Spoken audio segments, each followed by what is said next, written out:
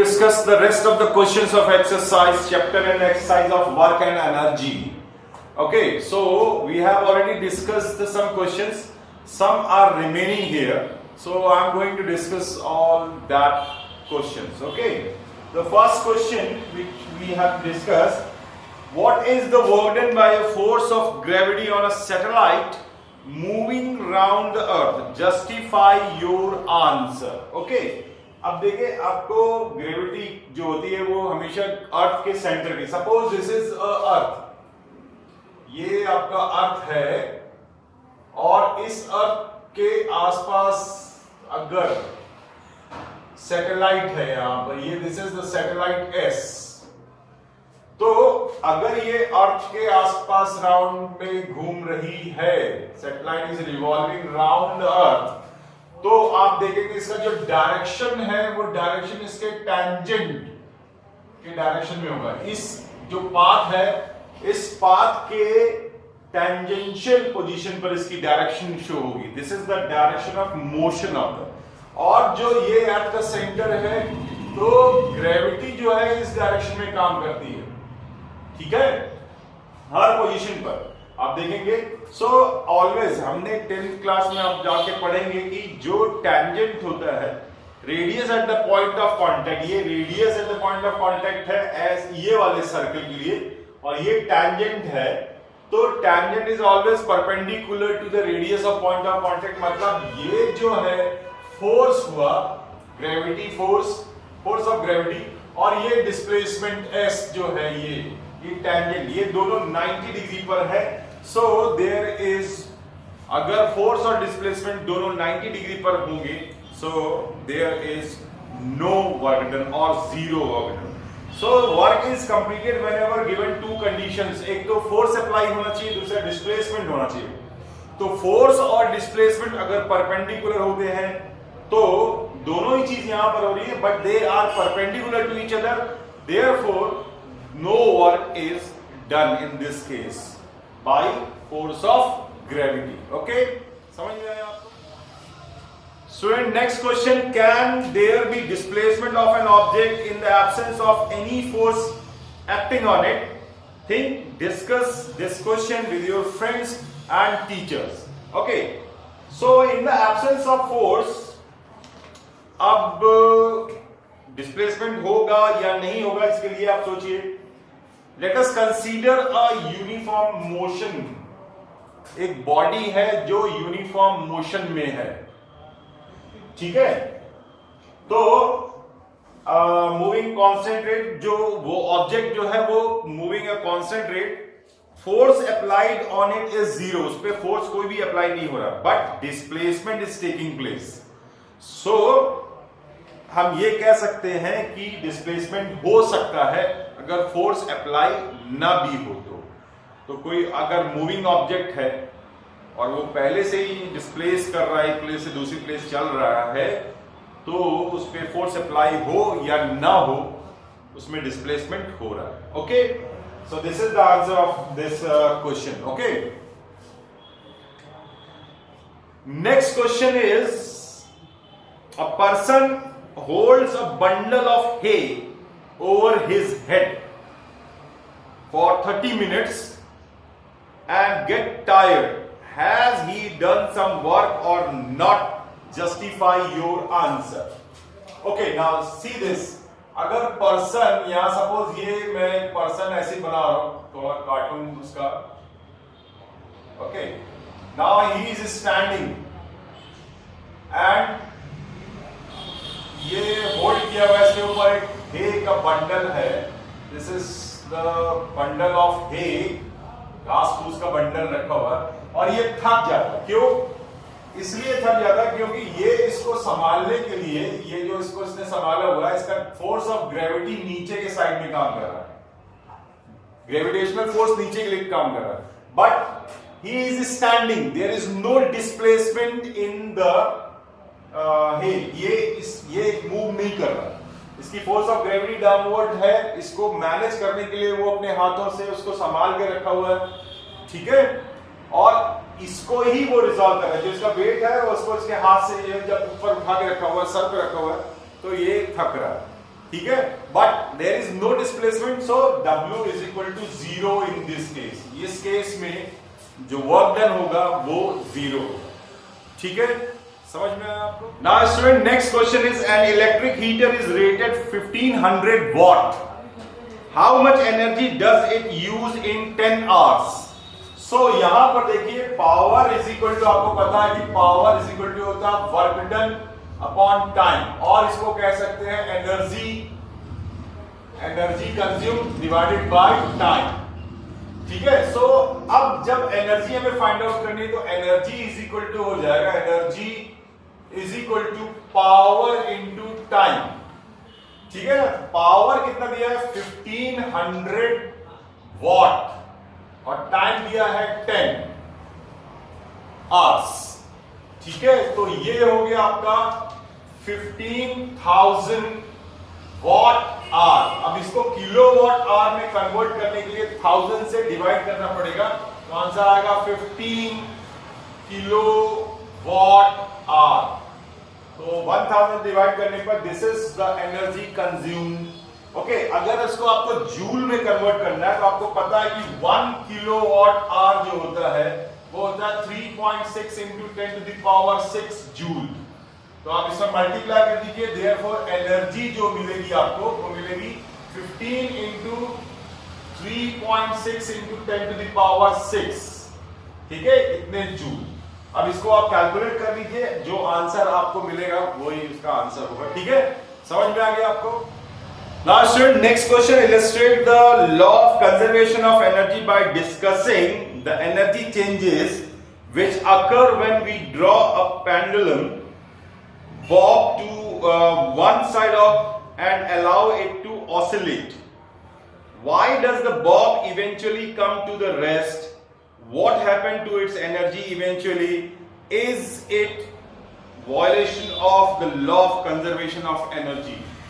ठीक है, तो ये आपको बताना, ये देखिए आपने देखा होगा पेंडुलम, पेंडुलम में ये जो होता है इसको बॉब बोलते हैं। मैंने पहले भी अर्लियर वीडियोस में इसको डिस्कस किया हुआ है, और ये इसका मूवमेंट है। मान लीजिए बॉब एक बार यहां पर आ रहा है और एक बार इस पोजीशन पे जा रहा है।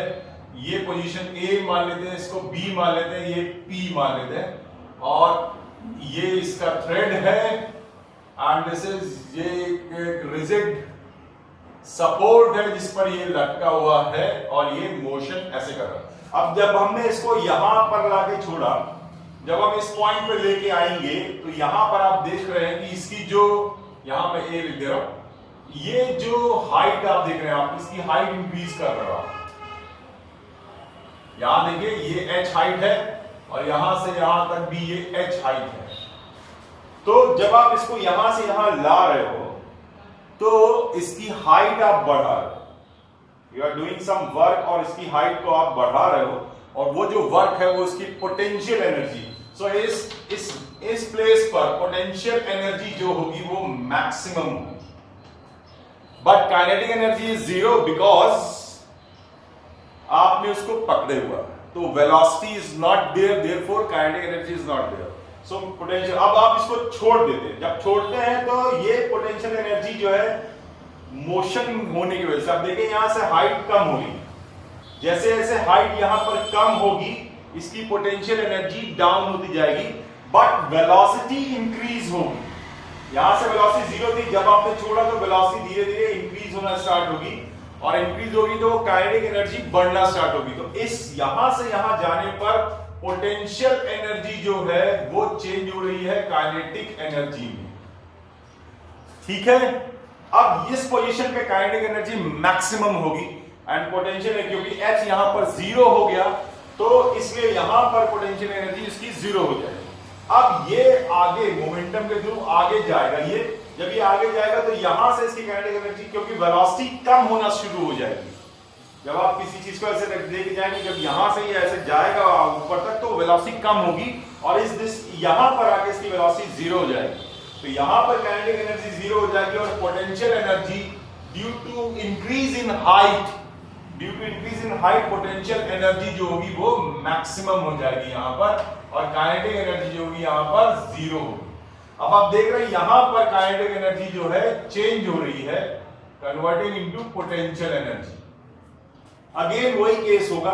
तो एक्सट्रीम पोजीशन पर, दोनों एक्सट्रीम पोजीशन पे काइनेटिक एनर्जीज जो होंगी जीरो हो जाएंगी और पोटेंशियल एनर्जी मैक्सिमम होगी, और मिड पे आते आते पोटेंशियल एनर्जी काइनेटिक एनर्जी में कन्वर्ट होगी, इसमें भी और ऐसे में भी potential energy is converted into the kinetic energy. ठीक है, इसका मतलब यह हुआ कि दो जो काइनेटिक एनर्जी पोटेंशियल एनर्जी में और पोटेंशियल एनर्जी काइनेटिक एनर्जी में कन्वर्ट होती रहेगी ऑसिलेशन के थ्रू, ड्यूरिंग द ऑसिलेशन। ठीक है, तो अब ये इसका जो सिस्टम है, ये पूरे सिस्टम का जो टोटल एनर्जी होगी वो कंजर्व रहेगी। ठीक है, सो अब इसमें एक और चीज पूछी गई है कि ये क्या पूरे समय ऐसे ही होता रहेगा कि इसका जो मोशन है वो धीमा हो जाएगा। इसमें लिखा हुआ है why does bob eventually come to rest, धीरे धीरे इसकी वेलोसिटी, क्योंकि एयर का फ्रिक्शन तो इसको बार बार काइनेटिक एनर्जी इसकी डिक्रीज होगी एयर की वजह से। तो अगर काइनेटिक एनर्जी डिक्रीज होगी तो टोटल एनर्जी भी डिक्रीज होती चली जाएगी, क्योंकि पोटेंशियल एनर्जी में तो धीरे धीरे ये पोजीशन यहां पर आएंगे बॉब, फिर धीरे धीरे पोजीशन यहां पे आ जाएंगे, फिर धीरे धीरे उसका मोशन जो है वो पहले ऐसे ऐसे हो रहा था, फिर उसके बाद थोड़ा सा कम होगा, फिर थोड़ा सा कम होगा, लास्ट में इवेंचुअली रुक जाएगा due to the resistance of air. इसमें जो एयर का रेजिस्टेंस होगा उसकी वजह से इसका एनर्जी लॉस होगी, और पोटेंशियल एनर्जी लॉस होगी तो काइनेटिक एनर्जी लॉस होगी, पोटेंशियल एनर्जी लॉस होगी, तो टोटल एनर्जी लॉस होती जाएगी और बाद में वो रेस्ट पर आ जाएगा। ठीक है, तो ये this law conservation of energy के लिए ये भी एक गुड एग्जाम्पल है। ठीक है, now student question, next question है an object of mass m is moving with constant velocity v, how much work should be done on the object in order to bring the object to rest? Okay, अब आप देखिए, अगर कोई object move कर रहा है and having mass, some mass, so there must be kinetic energy, तो उसमें kinetic energy होगी due to its velocity. So initial kinetic energy जो होगी, इनिशियल के ई इज इक्वल टू होगी हाफ एम वी स्क्वायर। ये इसकी इनिशियल काइनेटिक एनर्जी होगी because the object is having mass m and velocity is moving with velocity v। Okay, now the final velocity, क्योंकि जब आपने इसको रोक दिया है ऑब्जेक्ट को, तो final kinetic energy is equal to 0 होगी, क्योंकि इसका v जो होगा वो 0 हो जाएगा, क्योंकि आपने इसको रोक दिया। अब हमें पता करना कि कितना वर्क डन अप्लाई हो रहा है, तो वर्क डन आपने पढ़ा है लास्ट वीडियो में, मैंने बताया था work done is equal to होता है change in kinetic energy, change in kinetic energy. So kinetic energy में ये हो जाएगा आपका फाइनल के ई माइनस इनिशियल के ई।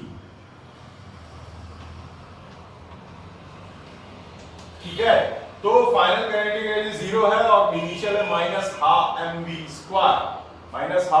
स्क्वायर, सो दो वो वर्क डन जो होगा वो नेगेटिव वर्क डन आपको दिखाई दे रहा है, and this is equal to the half m v square. Okay, now next question, calculate the work required to be done to stop a car of 1500 kg at a velocity of 60 kilometre per hour. तो velocity is given, velocity v is equal to 60 kilometre per hour. अगर आप इसको metre पर second में convert करना पड़ेगा, तो metre पर सेकंड में कन्वर्ट करने के लिए v मल्टीप्लाई बाय 5/18 मीटर पर सेकंड। सो इसको जब आप कैलकुलेट करोगे तो ये 6 से कैंसिल किया 10 और 6 3 है, सो ये आ गया आपका 50/3 मीटर पर सेकंड। ठीक है, मास इज गिवन 1500 किलोग्राम। ठीक है, अब काइनेटिक एनर्जी आपकी इनिशियल काइनेटिक एनर्जी निकालते हैं, तो इनिशियल काइनेटिक एनर्जी जो होगी वो हो जाएगी 1/2 इंटू 1500 इंटू 50/3 का whole square, half m v square. ठीक है, अब इसकी फाइनल काइनेटिक एनर्जी, मान लीजिए इसको हमने रोक दिया है, ठीक है, रोक दिया है, तो फाइनल काइनेटिक एनर्जी इसकी क्या हो जाएगी, zero, because v is equal to इसमें जीरो हो गया, वेलोसिटी जीरो हो गई, इसलिए काइनेटिक एनर्जी भी जीरो हो जाएगी। तो अब वर्क डन के लिए देखिए, वर्क डन आपको पता है, अभी इसके पहले वाले क्वेश्चन में किया था, चेंज इन काइनेटिक एनर्जी, तो initial kinetic energy minus final kinetic energy minus initial kinetic energy 1500 into 50/3 whole square, तो ये तो जीरो हो गया, तो आंसर आएगा -1/2 1500 इंटू 50/3 होल स्क्वायर, ठीक है। तो अब देखिए इसको जब हम सॉल्व करेंगे तो शायद आंसर इसका जो आएगा वो आएगा -208,333.3 जूल, इतने जूल का वर्क डन होगा। दिस इज योर आंसर, ठीक है, समझ में आया? Okay student, next question is in each of the following force F is acting on an object of mass m in the direction of displacement from west to east shown by the longer arrow. Observe the diagram and carefully and state whether work done by the force is negative, positive or zero. So in the first figure आप देख रहे हैं कि ये object बना हुआ है और उस पर जो फोर्स अप्लाई हो रहा है ये इस डायरेक्शन में है और ये डायरेक्शन में इसका डिस्प्लेसमेंट है। Force and displacement both are perpendicular to each other. आप देखिए यहां पर 90 डिग्री है, so force is here, force is perpendicular to the displacement s, therefore zero work done, zero work done। यहां पर वर्क डन जीरो है, आपको पता है फोर्स और डिस्प्लेसमेंट अगर परपेंडिकुलर होते हैं, जो आज के फर्स्ट क्वेश्चन में बताया था मैंने आपको, तो वर्क डन जीरो होता है। नेक्स्ट केस, ऑब्जेक्ट ये है, मास इसका m है, ठीक है, और फोर्स अप्लाई हो रहा है इस डायरेक्शन में एंड डिस्प्लेसमेंट हो रहा है इस डायरेक्शन में। So force and displacement are in the same direction, force and displacement are in same direction, therefore positive work done, ये वर्क डन जो होगा ये वर्क पॉजिटिव वर्क डन होगा।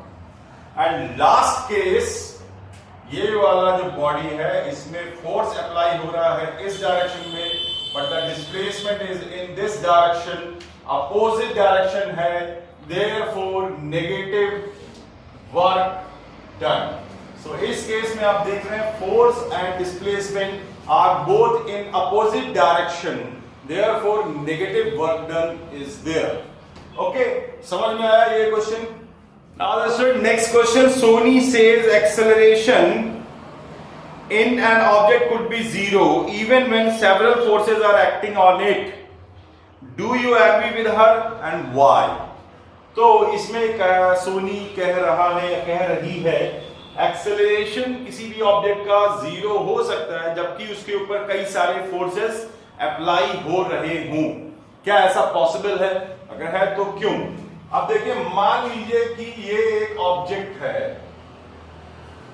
ठीक है, और इस ऑब्जेक्ट पे सेवरल फोर्सेस आर, एक फोर्स यहां से लग रहा है, एक फोर्स यहां से लग रहा है, ठीक है, एक फोर्स मान लीजिए इधर से लग रहा है, तो दूसरा फोर्स इधर से लग रहा है, ठीक है, F1, F2, F3, F4।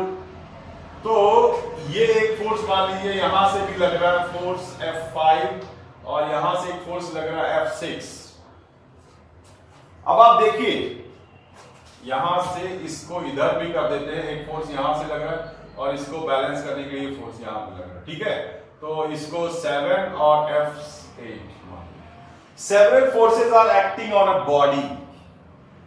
अब आप देखिए ये फोर्स इसको रिजॉल्व कर रहा है, रिजॉल्व मतलब कि इसको बैलेंस कर रहा है, अपोज कर रहा है।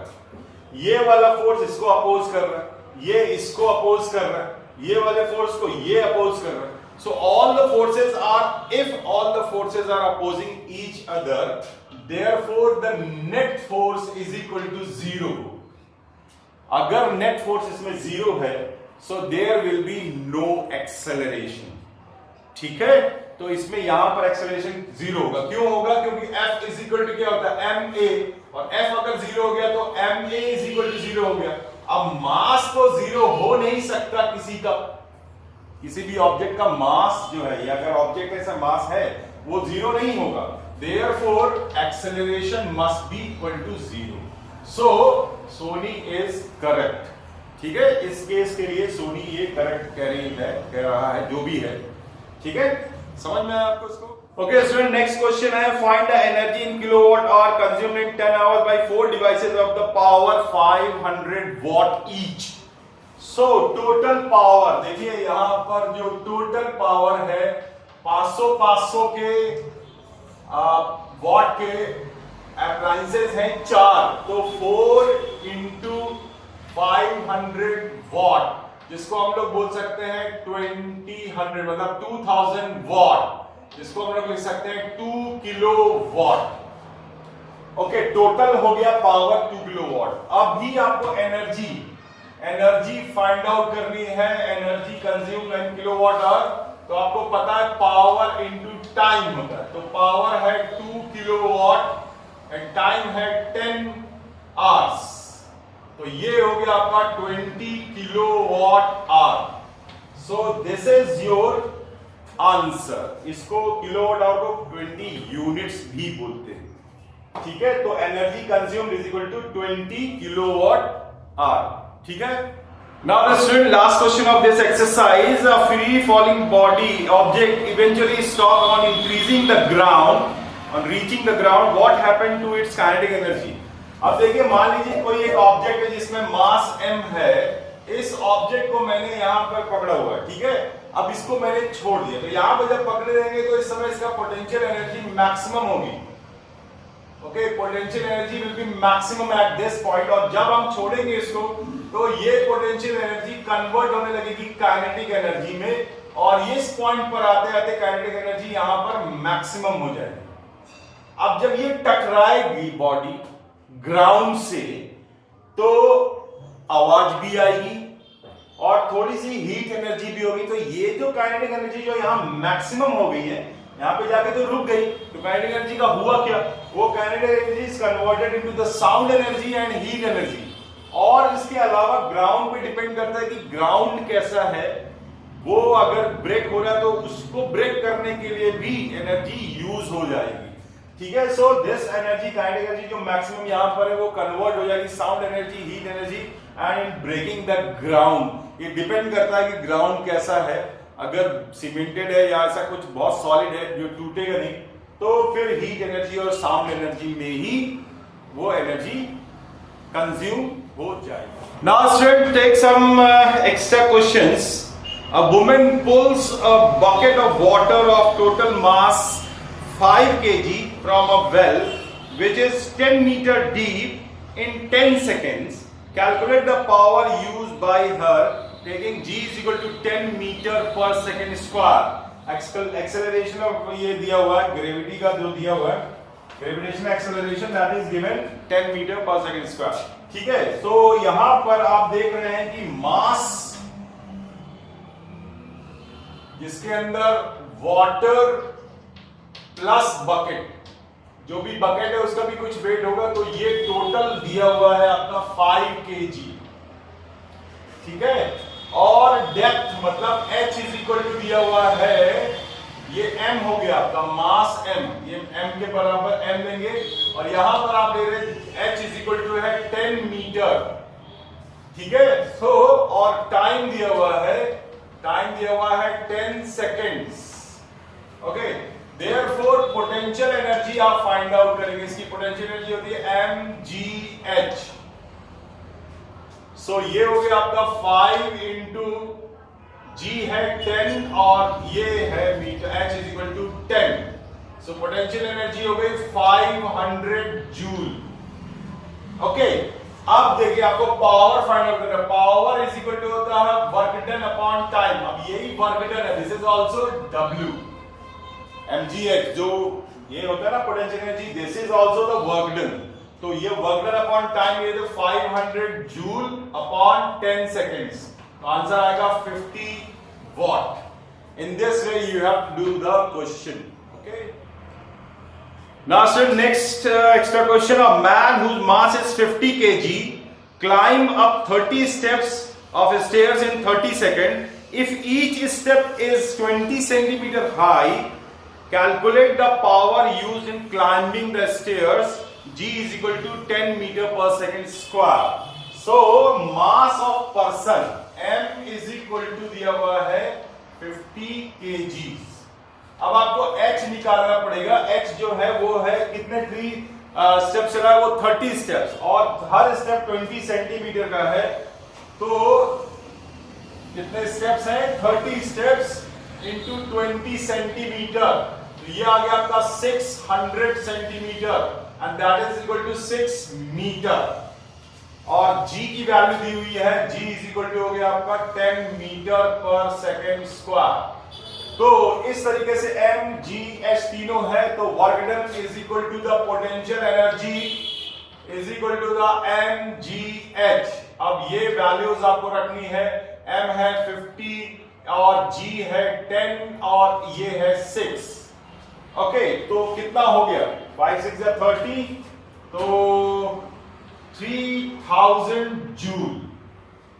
Okay, now you have to calculate the power। तो पावर जब कैलकुलेट करना है अगर आपको, तो पावर इज इक्वल टू होता है वर्क डन अपॉन टाइम। तो वर्क डन है आपका 3000 जूल और टाइम है आपका 30 सेकेंड्स, तो कैंसिल हो जाएगा, तो आंसर आएगा 100 वॉट। तो the power of man will be 100 what. Okay, समझ में आ गया आपको? So student, in this way we have completed the chapter and exercise and some extra questions, 1 or 2 extra questions are taken. Okay, so you do all the questions of the exercise and extra questions from other textbooks and or net. Okay, so then if you have any problem you can ask anytime. Okay.